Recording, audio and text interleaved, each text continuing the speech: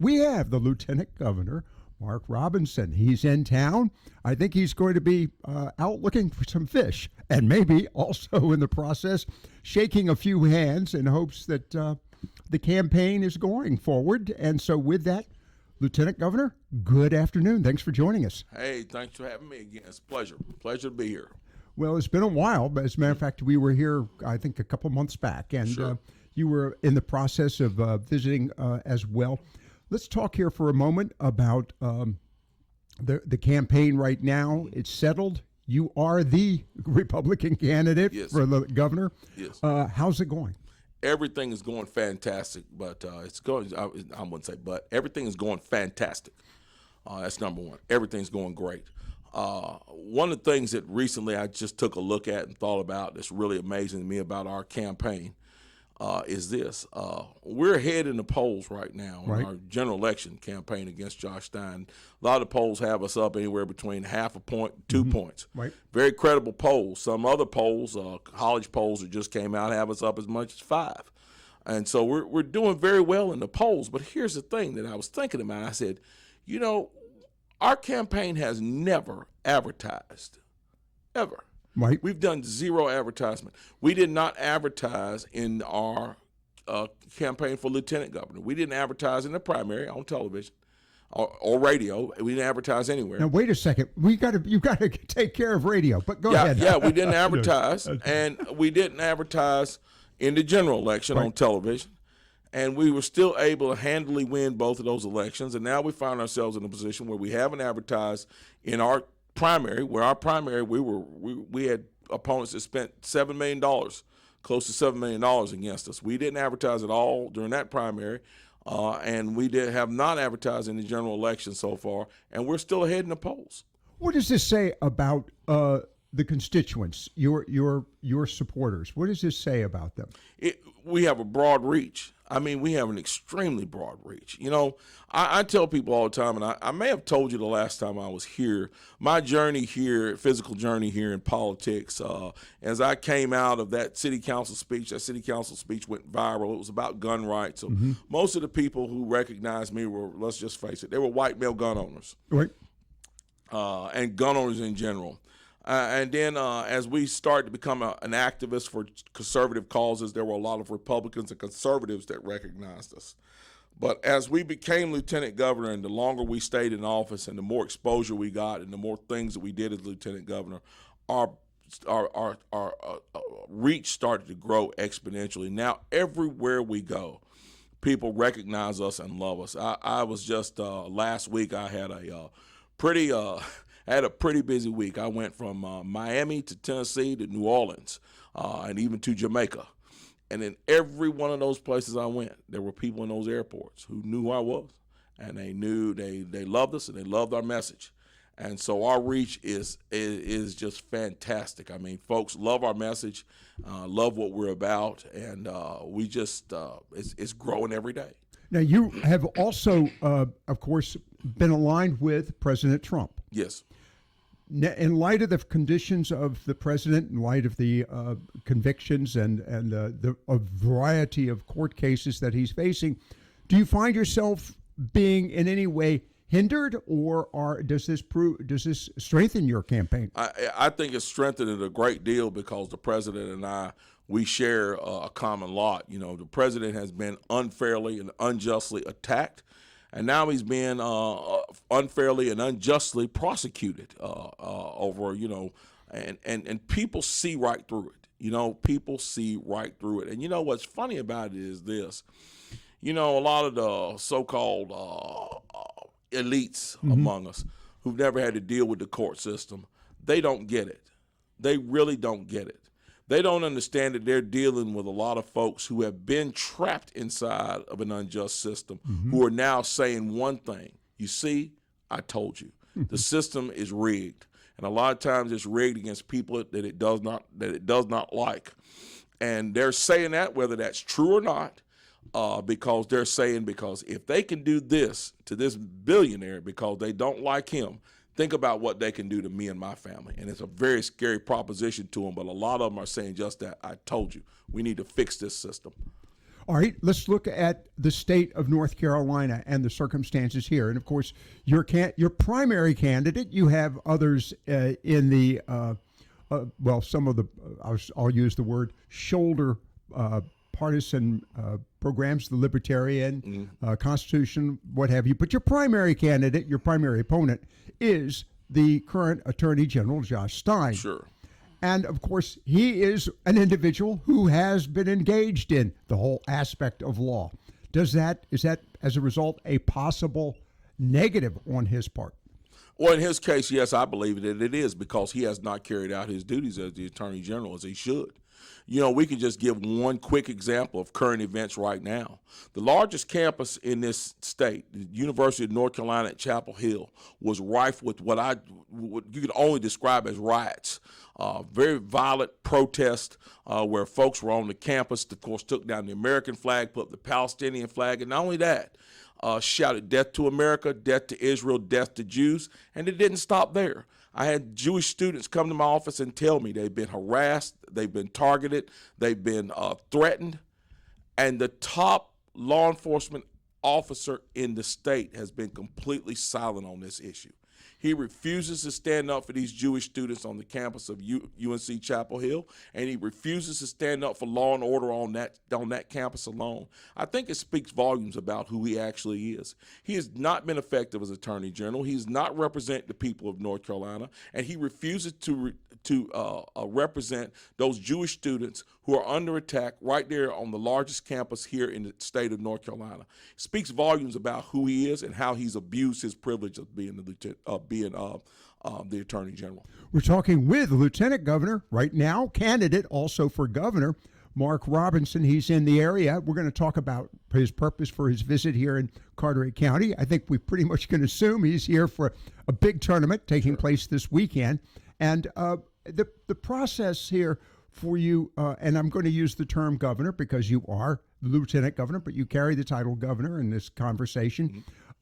The process of reaching out to the voters this year, do you see that being any different than in previous years? For example, in your campaign for lieutenant governor, are you seeing things differently now as a result of, as you just pointed out earlier, the various challenges that President Trump has faced, and of course the issue of the law and order? Do you see there's a particular campaign issue that I think I probably touched on it, that a campaign issue that's important for this year's election? Absolutely. It's those the substantive issues that I believe, as I like to say, it's the two substantive issues that are going to take North Carolina to its next great heights. You know, prior to 2010, North Carolina was in a very bad place economically. Our Republican-led legislature has led us out of that. We've gone from being deeply in debt to having a huge surplus, and we're the #1 business destination 2 years running. We're on great financial footing right now. The goal now in this state now, I truly believe, is to spread our economy from Murphy to Manteo. You know, we've talked about for years, we've talked about expanding opportunities in the east and in the west and doing what we need to do on our coast to enhance our fishing industry and other industries on our coastline and our ports. We couldn't do those things in the past to a large extent because we didn't have the financial wherewithal. We do now, and it's time to start that process. So that's our goal as governor. Our goal as governor is to tackle those two substantive issues that'll get us there to where we want to go to expand that economy, and that's our economy itself, and that's our education system. Now, talking about the economy, I always like to describe the economy as a single issue, but it's not a singular issue because, and I think I mentioned this last time I was here, the economy is built on those pillars of public safety, public education, housing, infrastructure, and healthcare. And those are the things that we need to work on to make sure that those things are strong so our economy is strong.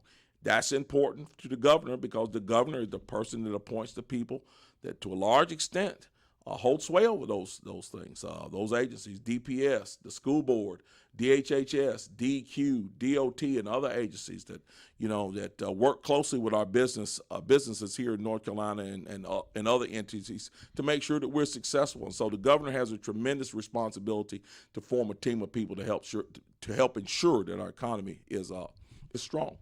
All right, you mentioned education a few moments ago.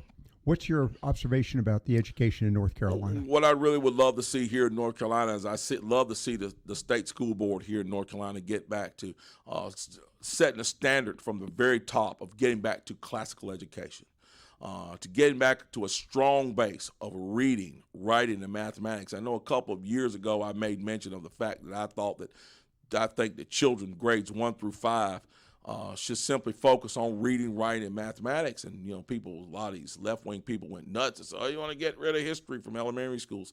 That's not what I said. I said we need to put a strong focus on reading, writing, and mathematics. Our children need to be more than proficient when they come out of elementary school with those 3 things. Because if they're not, they're going to struggle through the rest of their matriculation. We have got to make sure that our children are reading, I believe, above their grade level. They've got to be able to write above their grade level. They've got to be able to do mathematics at or above their grade level. That is the absolute basis of learning those 3 things. And I believe if we can do that to a great extent and we can bring that focus back there, our children will have a much better shot at succeeding in the future. I also believe that parents should be in charge of their children's educational destiny. Everybody knows that children have a better outcome in their schooling when their parents are involved. And I think they have an absolute great outcome when parents are not just involved, but they're in charge. When we give those parents the agency inside their children's education, that's what calls for great outcomes. And that's what we want to see here in North Carolina. All right. You're the occupant of the seat that you hope to sit in, that is Governor Cooper, has opposed the issue of opportunity scholarships. Your thoughts on that? Well, his opposition to that is purely hypocritical, and I all but said that to him at school board meeting. He sat in the school board meeting and said he was in favor of having the ability to be able to choose a school, but I guess only if you can afford it, like him. For him to sit there and say he's in favor of schools, but, in favor of school choice, but it basically say I'm in favor for people who are intelligent and rich like me, but not for somebody who lives less than I do. That's a slap in the face to the people of North Carolina.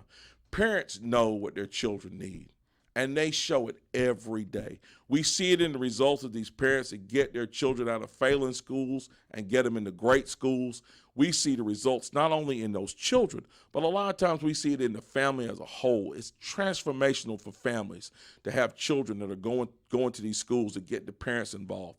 I've even seen it go to the extent where some of the parents have been so inspired by the turnaround in their children that they actually make the leap and they decide to go back to school. It's a transformational experience, and the governor has no business saying that folks that are, quote, don't make as much money as he does or have as much education as he does, don't have the right to decide where their children go to school. Again, we're talking with North Carolina Lieutenant Governor currently, Mark Robinson. He's in the area. Before we wrap it up, let's talk about your activities today. You're down here for the Big Rock Blue Marlin tournament, sure. I'm assuming. My question to you, of course, has to do with the coastal issues. You touched on it a few moments ago. There is a lot of concern about the fisheries. As a matter of fact, the Department of Environmental Quality, through the Division of Marine Fisheries, is now requiring greater census data now from recreational fishermen, not just commercial fishermen. Do you see that as an issue that is going to be a major concern going forward? Absolutely, and it's going to be one of the top things that we want to do as governor. One of the things we want to do as governor, we talked about those agencies that hold sway over many of our businesses. We want to make sure that they're not holding sway over our businesses. We want to make sure that they're not holding our businesses back. We want to make sure that they're putting up guardrails, not barriers.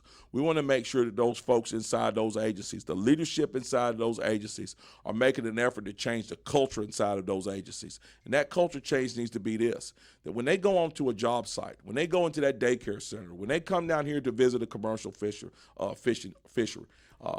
when they come down to visit a place that processes seafood, whatever it may be, whatever the business may be, when they step foot inside that business, they need to step foot inside that business as an advisor and as a help, not as a hindrance. That's what they're there for. Certainly they're there to put up the guardrails and make sure everybody's following the rules. But at the same time, they need to be a facilitator of success of those businesses, to help those businesses that are doing it right to find a way to get past the obstacles that are in front of them so they can continue to deliver their services and grow their businesses and employ their folks while at the same time following the rules. There's no reason to have any type of agenda when they step inside that building. Not political, not social, none of it. All the climate change stuff that goes on inside of some of these things, and we know it's happening. Folks are placed inside of these agencies who rather push the climate change agenda than they're more concerned with the climate change agenda than they are growing the economy of North Carolina. We certainly want to be great stewards of our earth and of our land, but that should not come at the behest of ignoring actual solid science. And I would submit to you, the greatest conservationists, the folks that are going to take care of our land the best, the folks that are going to take care of those species of fish out in our oceans and in our waters, the people that are going to take care of all the wildlife out there, those conservationists are hunters, they're the fishermen, they're the farmers. Those folks are the greatest conservationists that we have, and we need to rely on their knowledge more and less on those folks who are pushing agendas. I want to thank our guest this afternoon. Again, a surprise visit. I really appreciate it. Got the notice yesterday afternoon, very late, but we have North Carolina Lieutenant Governor Mark Robinson, Republican candidate Sure. at that, for governor of North Carolina. And with that, Governor, thank you very much for your time. Thank you so much. We appreciate it. It's a pleasure as always.